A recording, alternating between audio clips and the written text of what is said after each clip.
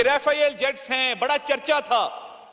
और बड़ा नाज था दुश्मन को इन राफेल जेट्स के ऊपर कि ये पता नहीं इतनी आला टेक्नोलॉजी है तो हम शायद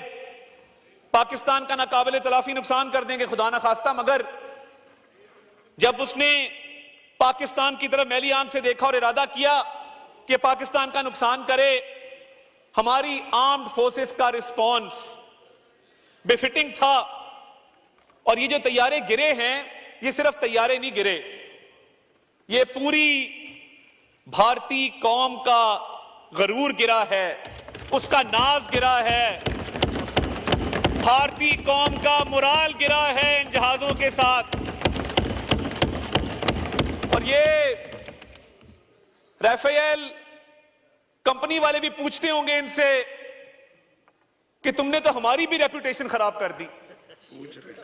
और वो पूछ रहे हैं, आप देख रहे हैं उनके शेयर्स नीचे गिरे हैं, जो मैं ऑब्जर्व करता रहा हूं।